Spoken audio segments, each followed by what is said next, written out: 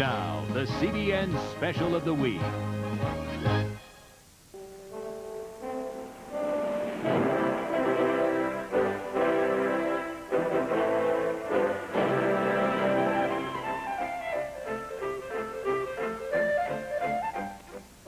Of all God's creatures, there is only one that cannot be made the slave of the lash.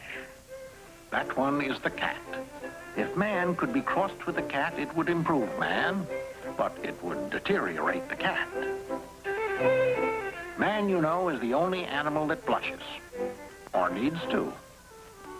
I am speaking frankly because I am a dead person speaking from the grave. I think we never become really and genuinely honest until we are dead. People ought to start dead. Then they would be honest so much earlier.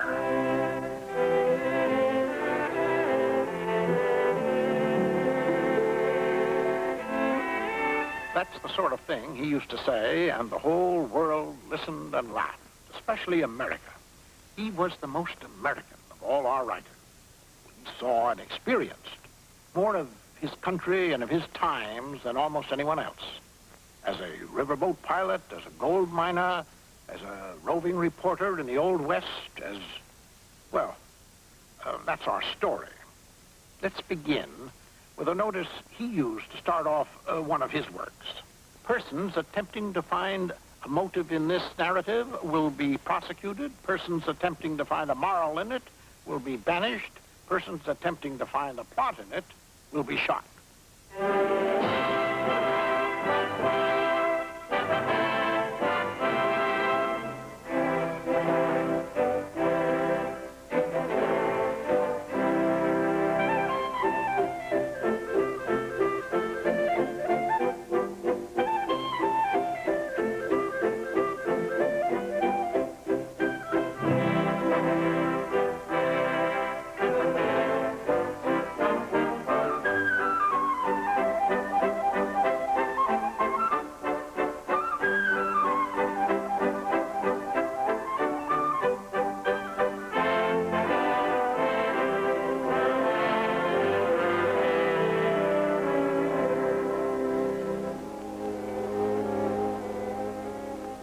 This is how he remembered it.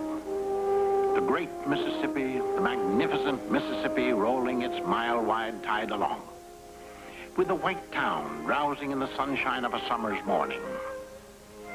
A delectable land, dreamy, reposeful, and inviting.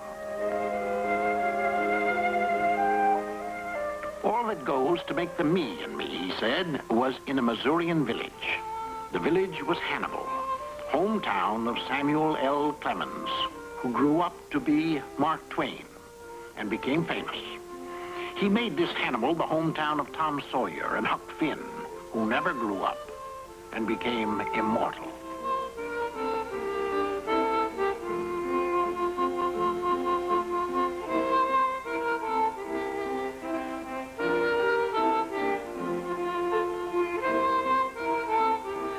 When I was a boy in Hannibal, he remembered, everybody knew everybody and was affable to everybody, and nobody put on any visible airs. Hannibal was the far west then, in the 1840s, a frontier town. It was a little democracy, he wrote, full of liberty, equality, and the 4th of July. Everybody was poor, but didn't know it, and everybody was comfortable and did know it.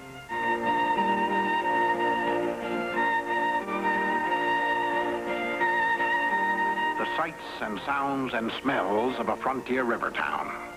Nobody thought of them as the stuff of story and romance. But next to the Clemens house on Hill Street, young Sam whitewashed a fence that became literature. And Tom Sawyer walked the streets of Hannibal and fell in love with Amy Lawrence and blue-eyed Becky Thatcher. Of course, Aunt Polly lived there. And just across the way, in the Blankenship house, lived real people whom Mark Twain would turn into storybook people. Like Pat Finn, the reprobate father of the unforgettable Huck. And Huck's bosom friend, Jim, who knew all the marvelous stories that were passed on to the children of Hannibal, and made the world around them glow with fantasy and myth. The children themselves became part of the Hannibal story because Sam Clemens was there to listen and remember.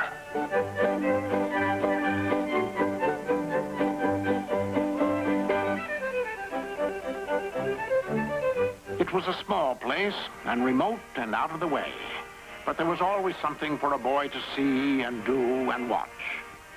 I was young then, he wrote, exceedingly young, marvelously young. Younger than I shall ever be again by hundreds of years.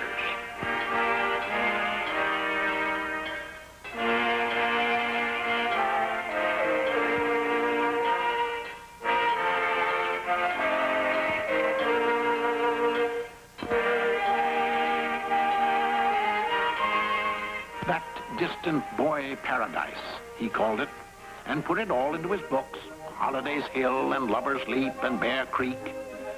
But while he was still a boy, it became for him a paradise lost.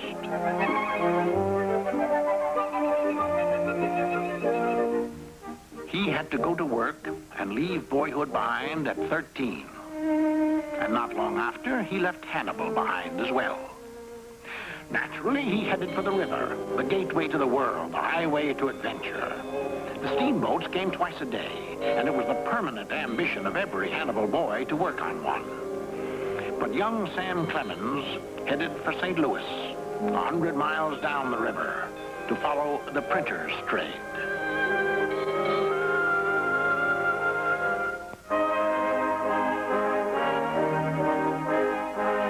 The first time I ever saw St. Louis, he wrote later, I could have bought it for $6 million.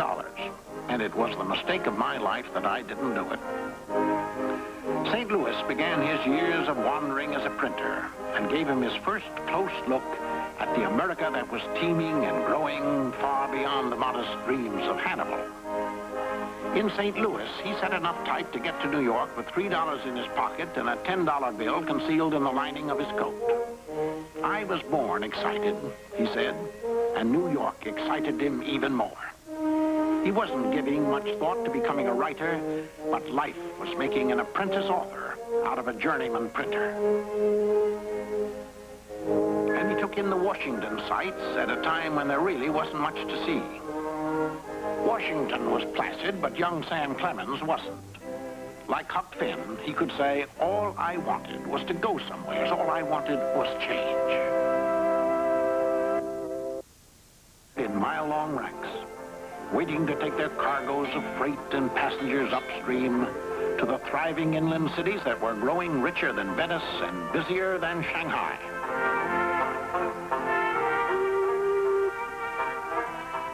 The year was 1857, and the trade and commerce of the whole nation seemed to be moving up and down the Mississippi, creating a world of its own, the world of the river.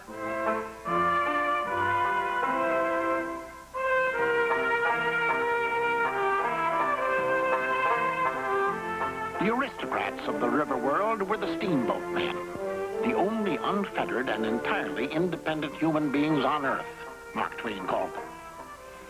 And grandest of all, the pilots, whose pride in their profession, he said, surpassed the pride of kings. So Sam Clemens went on the river and became a pilot himself, entrusted, the license said, with the lives of passengers on board vessels propelled by steam on the Mississippi River to and from St. Louis and New Orleans.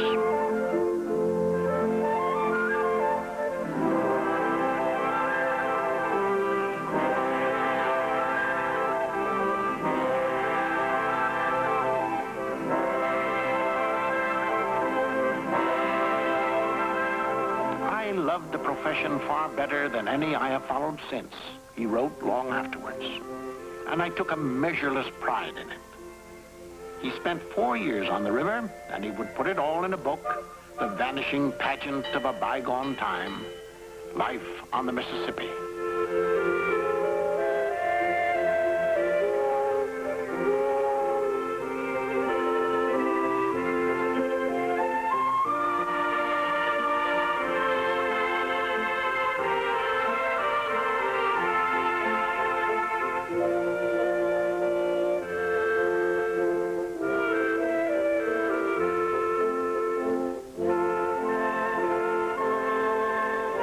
found a name on the river.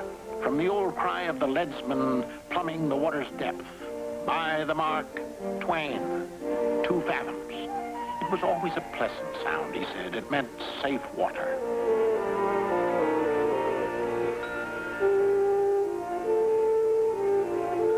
The river was a civilization of its own, and it seemed permanent, changeless, like the river itself.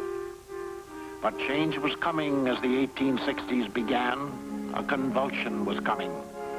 Life along the river went on in the same old way, but a new voice was being heard in the land. And it was saying, this government cannot endure permanently, half slave and half free.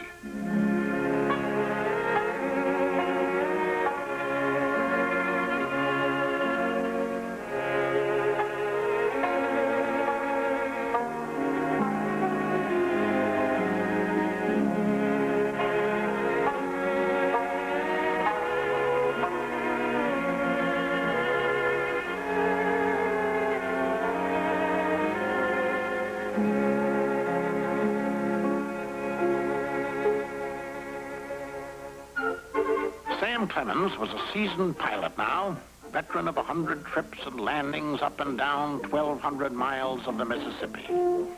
And when he wasn't piloting, he was scribbling down what he saw and heard of the life around him.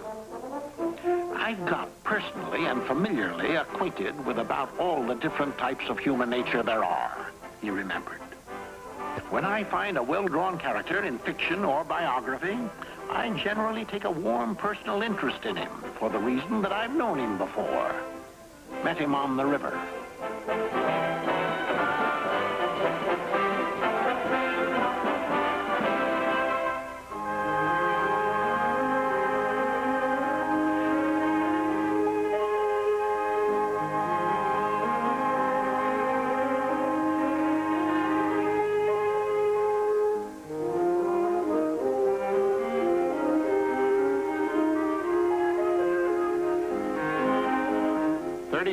.25 feet and rising. Smooth sailing. The flush times of steamboating. I believe there has been nothing like it elsewhere in the world.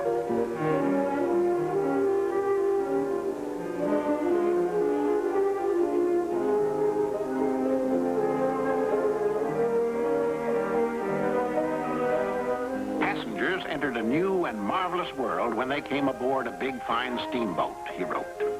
The boats were finer than anything ashore.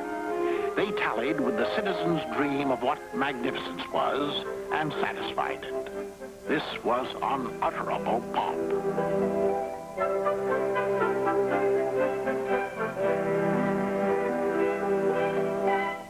Care for a friendly game, stranger? But the country was playing for higher stakes now, the highest. And Sam Clemens' steamboat days were numbered. 1861. Suddenly, the great convulsion came to the great river.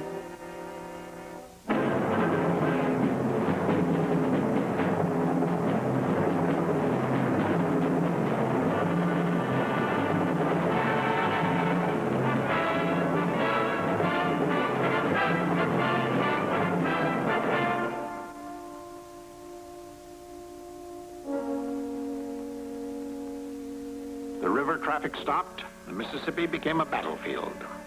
It would be a long time before the Father of Waters again went unvexed to the sea.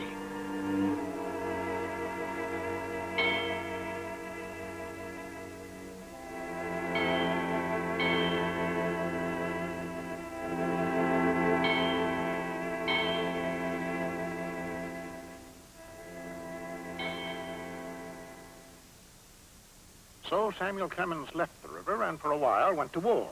For a little while, 2 weeks.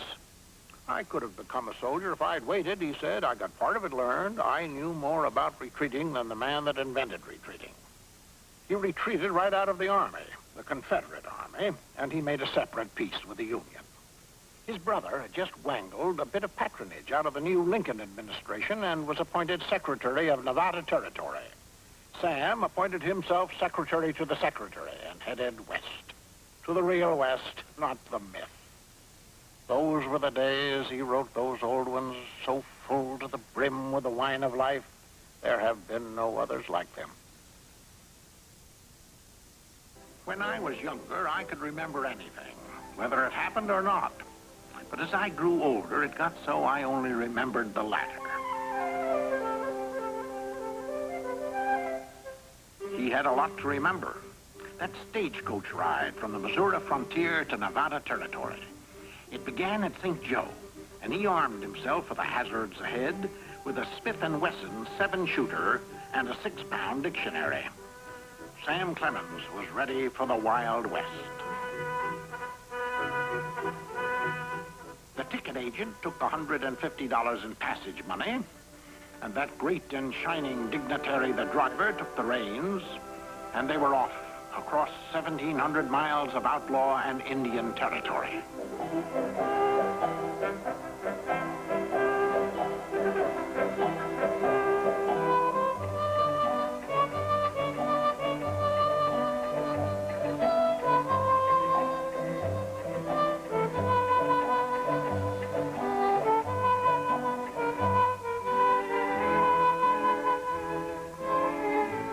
Covered about 100 miles a day and passed through settlements with names like Overland City and Horseshoe Station and La Perelle. It was a long, strange journey, he wrote, and a curious new world.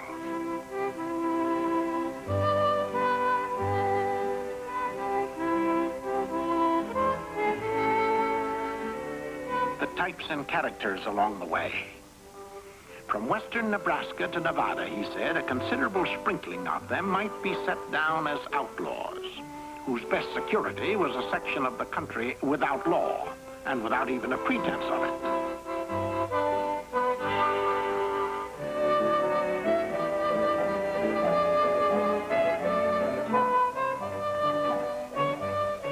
Later on, the critics would write, Sam Clemens followed the migration of his folk and was merged in the myth and legend of America. But Sam himself wasn't all that solemn about it at the time. When he reached Salt Lake City, he reported the place was so healthy, it had only one doctor and he was arrested once a week for having no visible means of support. He admired the enterprise and orderliness and sobriety of the people. But like the rest of the country, he was puzzled by the Mormon practice of polygamy.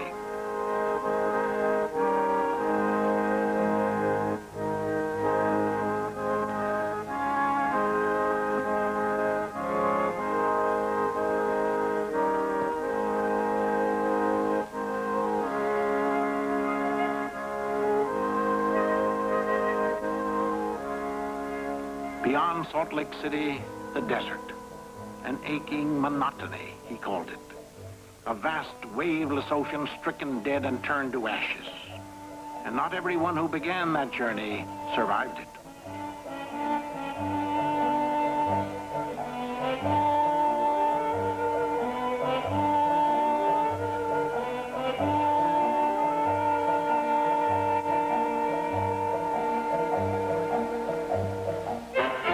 Days by stage out of St. Joe, and Samuel L. Clemens found himself in Washoe, Nevada territory, a long, long way from his river.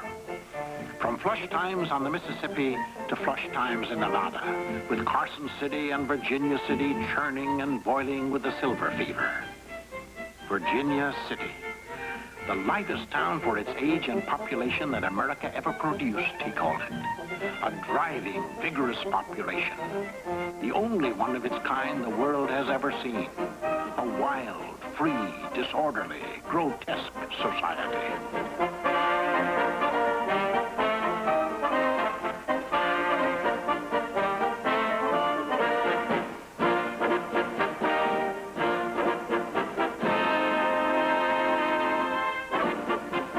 It was a splendid population, he wrote. For all the slow and sluggish-brained stayed at home. You'll never find that sort among pioneers. They fairly reveled in gold, whiskey, fights, and fandangos, and were unspeakably happy. Any excuse was good enough for a contest or a celebration, and if it wasn't a fight, it was a foot race. Tournaments between competing hose companies were a prime spectator sport, and the local Chinese champions were always in the running.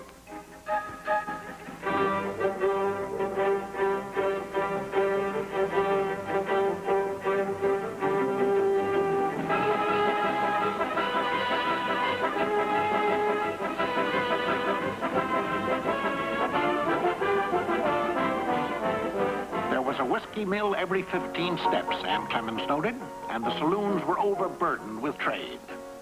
So were the courts and the jails, unfailing signs of high prosperity in a mining region.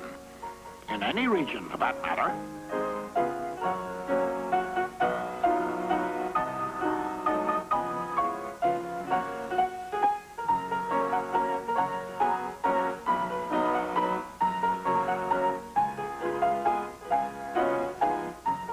I lead an easy life here, he wrote home, and I don't care a cent whether school keeps or not.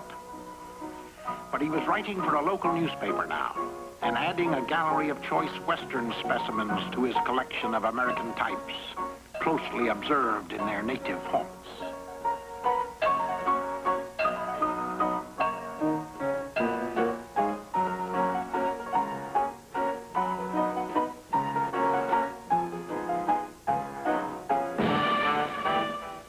He became a dramatic critic, too, covering the local opera house.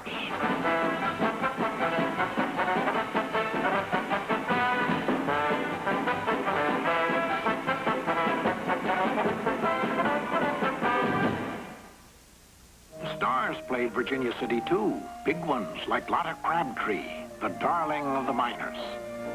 And the dazzler of them all, Ada Isaacs Menken, whose flagrant tights and even more flagrant behavior scandalized and delighted 2 continents.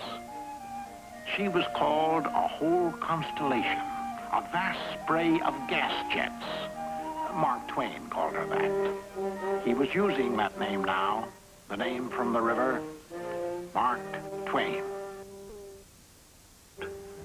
We wanted to come to a new country so our children could grow up with the country. My husband said he could live 10 years longer by coming to a new country.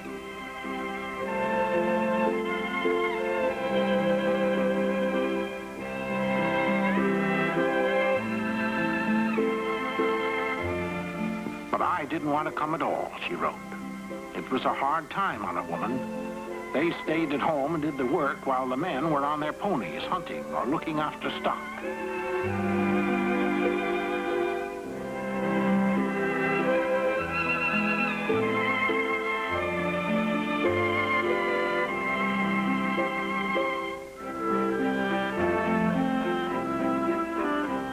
These were the ones who came to stay, to put down roots, to build and cultivate. But Mark Twain wasn't one of them. I began to get tired of staying in one place so long, he wrote. I wanted to go somewhere. And he went even farther west, to the West Coast metropolis. After the sagebrush and alkali deserts of Washoe, he said, San Francisco was paradise to me.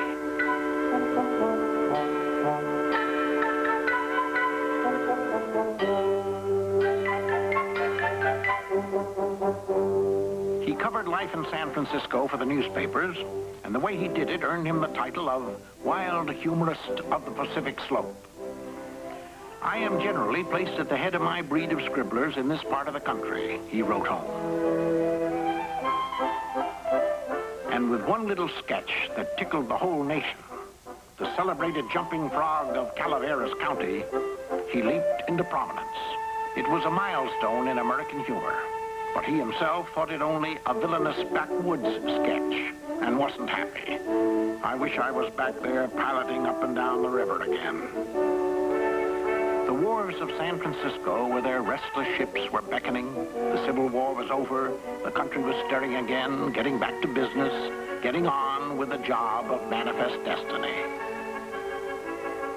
Mark Twain, as usual, was restless too, and he took ship for the Sandwich Islands, Hawaii, the first of many voyages on which he would cast an irreverent American eye on the world beyond America.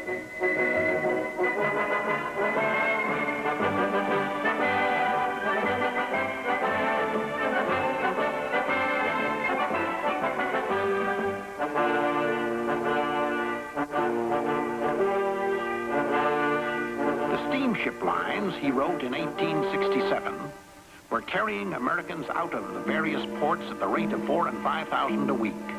Everybody was going to Europe. I, too, was going to Europe. For once in my life, I basked in the happiness of drifting with the tide of a great popular movement.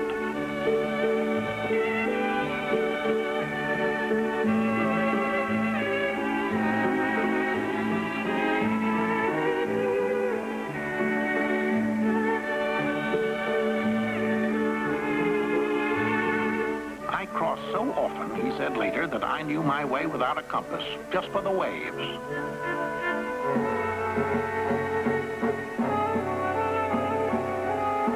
But the first time, he remembered, travel was a wild novelty to us. The gentle reader will never, never know what a consummate ass he can become until he goes abroad.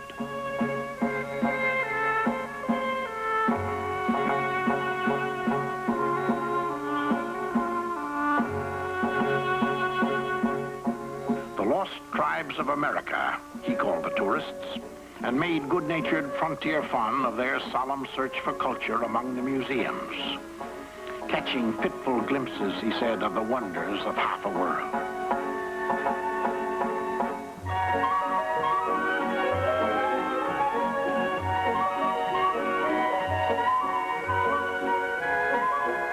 The Innocents Abroad. What he wrote about them and the way he wrote it turned out to be the world's most amusing travel book, and his trip abroad made his reputation at home. The Innocents Abroad made a bigger hit than any American book ever published except Uncle Tom's Cabin, and was a lot more fun. Mark Twain made Americans laugh at themselves, and they loved it. Few writers ever accepted success as jauntily as Mark Twain did. He enjoyed it, he reveled in it, but he didn't take it or himself very seriously. My books are water, he said. Those of the great geniuses are wine. Everybody drinks water. But the old Mississippi pilot and Nevada miner was a celebrity now, and the country took him to its heart. Mark Twain and America. It was becoming one of the great love affairs of history. When we finished our house, he said, we found we had a little cash left over that the plumber didn't know about. He had quite a lot of cash now and was happily settled in Hartford, Connecticut with a wife he adored, Olivia Langdon of Elmira, Livy, whom he called the life of my life, and a daughter, Jean, and another daughter, Clara, and his favorite, Susie, who wrote the first Mark Twain biography at the age of 13. Papa is a very striking character, she wrote. He is a very good man and a very funny one. The difference between Mama and Papa is that Mama loves morals and Papa loves cats. But he does tell perfectly delightful stories. He delighted Americans by making fun of life in America, of the gaudy times that had come. The era he named the Gilded Age for its blatant showiness and its parade of new rich pomp.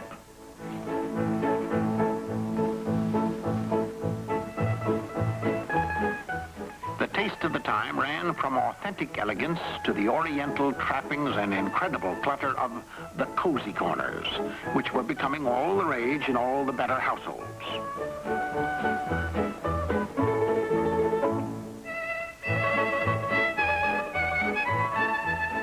Gentility and decorum were rampant, and Americans were on their dignity as never before.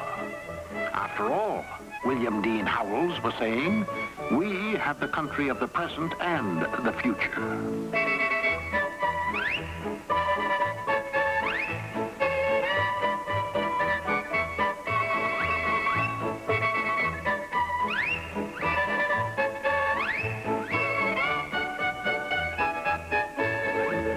Twain thought of the Little Lord Fauntleroy vogue is not on record and was probably unprintable.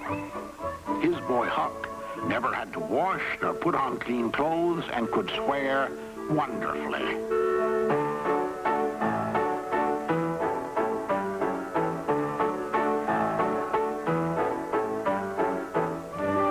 The Women's Rescue League warned that 30% of all fallen women were former bicycle riders. But daring spirits tried it anyway. It wasn't easy. Mark Twain himself wrote a piece called Taming the Bicycle. Get one, he advised. You will not regret it if you live.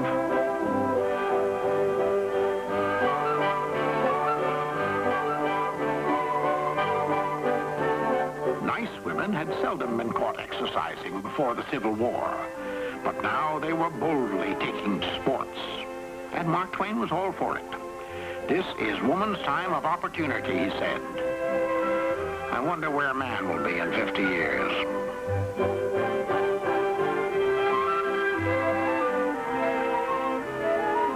I think a photograph is a most important document, he said. And there is nothing more damning to go down to posterity than a silly, foolish pose caught forever. But many were eager to take the risk as the fad for posing spread. Many a revealing sidelight on his times came down to posterity, caught forever by the camera.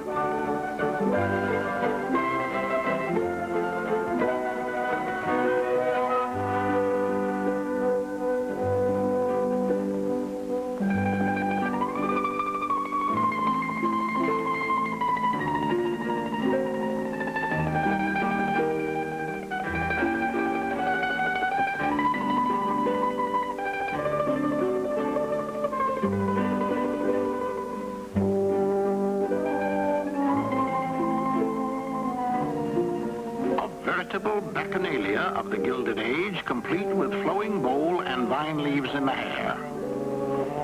Wasn't William Dean Howells saying, there is no life in the whole world so cheerful, so social, so beautiful as the American?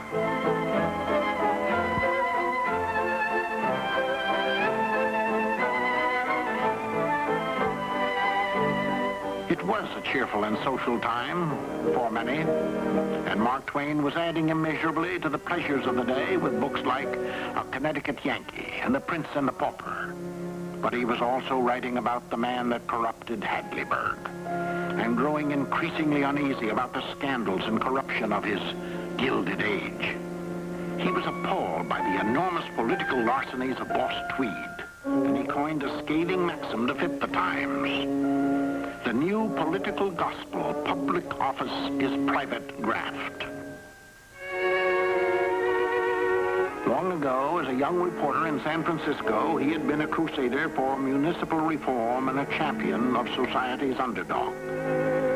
He never became so famous that he gave up crusading against injustice and oppression, and he went to the slums of New York to see for himself how the other half lives.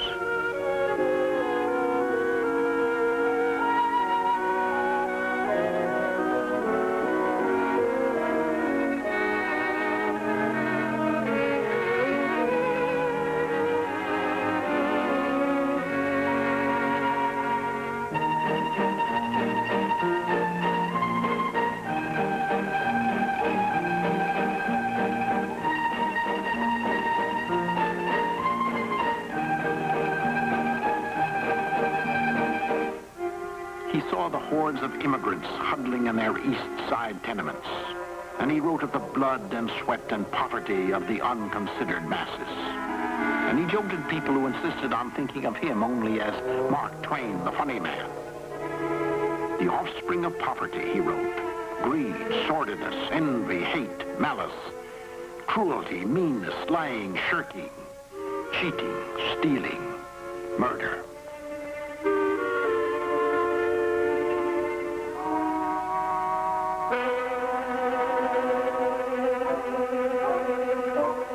Child labor and the sweatshop. It was a long, long way from that distant child paradise of his youth, the youth of Tom Sawyer.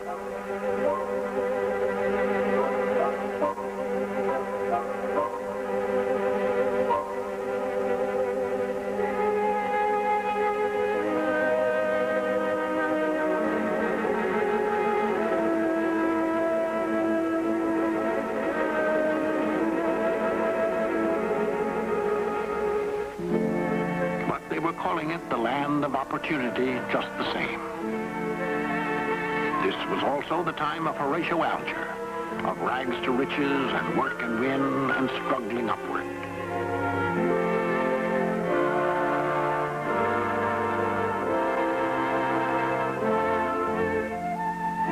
Ragged Dick, the cheerful newsboy, was the Huck Finn of the city pavements. And Twain himself was saying, make your mark in New York and you're a made man. Many a ragged Dick would make it.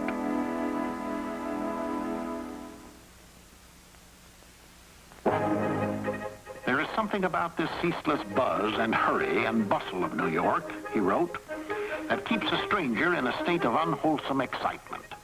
He's a boy in a candy shop, hopelessly undetermined in the midst of 100 kinds. Twain himself often chose the theater as his particular piece of candy. Comedy, he said, keeps the heart sweet.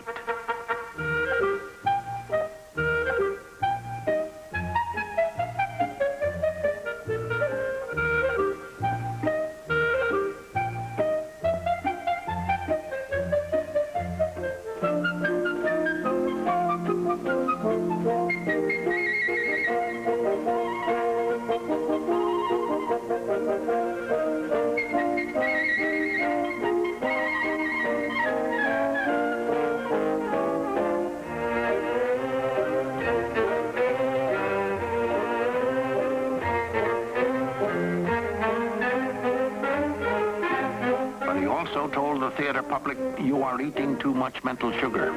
You will bring on Bright's disease of the intellect. He himself loved the tragic stage and the playing of his great friend, Edwin Booth.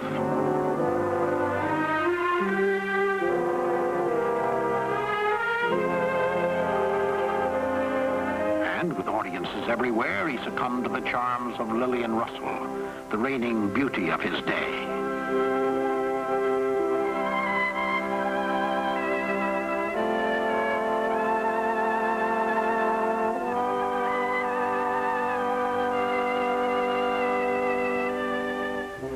Inventors are the creators of the world after God, Mark Twain said. And he was proud of knowing Thomas Edison and excited by the new world Edison and other inventors were creating. The world of the electric lights and phonographs and telephones, and 1,000 other marvels of what Twain called the drive and push and rush and struggle of the raging, tearing, booming 19th century.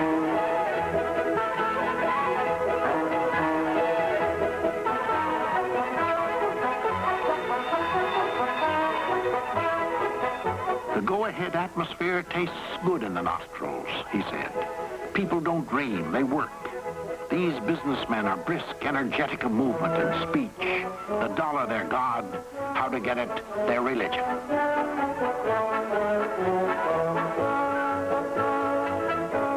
He became a big businessman himself, a major publisher. And two great American names were linked when Mark Twain and Ulysses Grant combined to rescue the general's family from the threat of poverty. Grant of Vicksburg and Appomattox, twice president. He was dying of cancer now and bankrupt, victim of a stock swindler. But Mark Twain stepped in, took over publication of the general's memoirs, and made a fortune for the family. Grant finished his book only days before he died. Said Twain, I could hear the roll of his vanished drums. Lo, the newspapers were saying, at last, the typical American girl.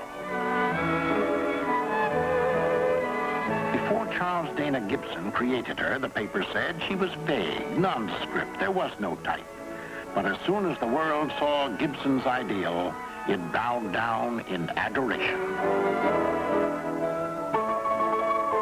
The typical American girl in person decorated the great Columbian Exposition, the World's Fair, in Chicago in 1893.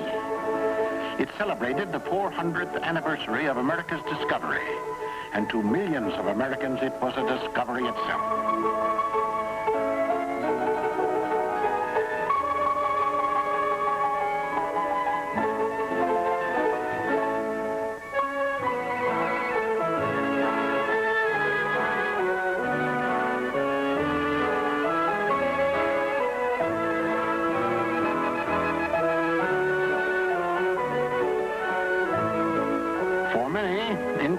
Mark Twain, the fun and glitter of the fair were an irony. It was a year of financial panic, and his publishing business was failing. But the exposition itself flourished and drew 12 million visitors. One of them wrote home, "Sell the cook stove if necessary and come. You must see this fair."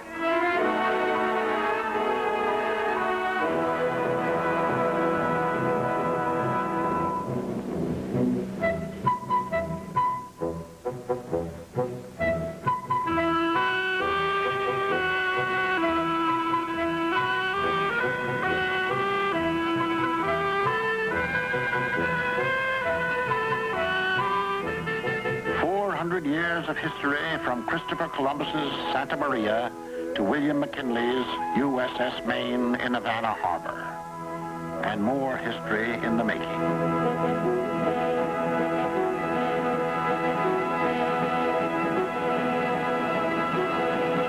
The Maine's visit to Cuba was officially announced as a friendly act of courtesy toward the Spanish government, and the crew was taking things easy.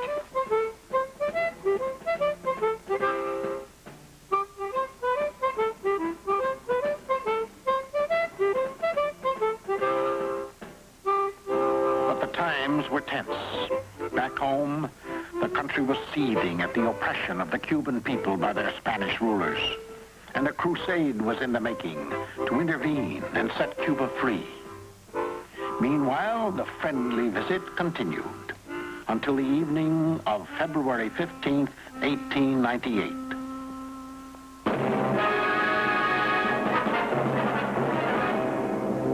No one ever knew who or what caused the explosion, but 260 American sailors died. The Spaniards were blamed, and the country had a battle slogan: "Remember the Maine."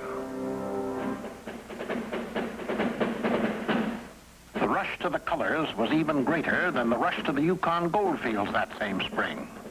And Mark Twain spoke for many when he wrote, "I never enjoyed a war as I am enjoying this one. It is a worthy thing to fight for one's freedom. It is another sight finer to fight for another man's."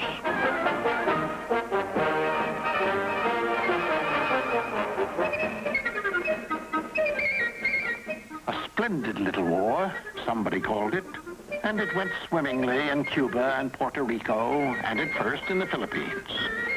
Americans were getting their first taste of empire, and many of them were liking it. But with the campaign to annex the Philippines, Mark Twain stopped cheering. He was strong for liberation, but against imperialism. But to most Americans, it all seemed a grand adventure.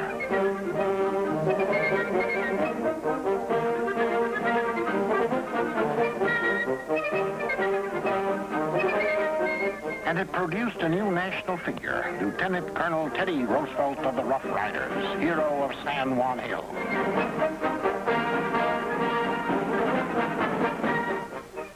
Not long after, Sagamore Hill, his home on Long Island, became as well or better known. The second White House, the newspapers called it when he became president in 1901. From here, he proclaimed his dynamic gospel of the new American era, the big stick and the strenuous life. Mark Twain was not impressed. The new age with its military aggressions and commercial frenzy appalled him. And he sent a sardonic greeting from the 19th century to the 20th. "I bring you the stately nation named Christendom," he wrote, "with her pocket full of boodle and her mouth full of pious hypocrisies. Give her soap and towel, but hide the looking glass." He felt a stranger in a world that had moved so far from the Hannibal of his youth.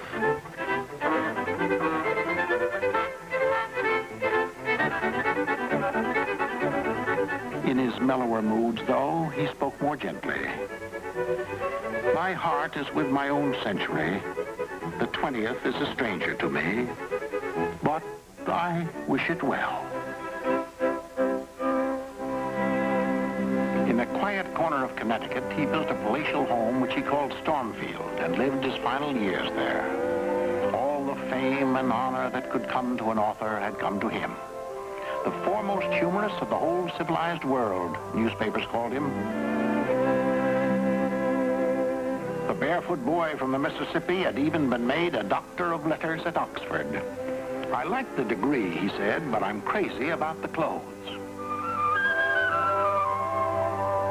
He wrote mostly in bed now, working on his autobiography, telling the story he loved the best, the tale of what he called the pathetic past, the beautiful past, the dear and lamented past. I was young and foolish then. Now I'm old and foolisher. 70 is old enough, he said. After that, there's too much risk. He lived past 70, though, and never stopped erupting opinions and comment on what he called that odd and interesting and curious ass, the human race. And what his own Huck Finn said about him was right. There was things that Mr. Mark Twain stretched, but mainly he told the truth. He always had his own way of putting a truth. And one of the things he said was, let us endeavor so to live that when we come to die, even the undertaker will be sorry.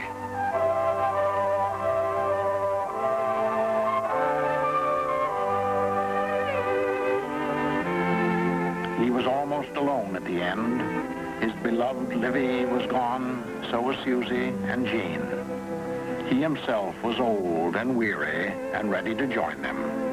When he came to die in April of 1910, the whole world was sorry.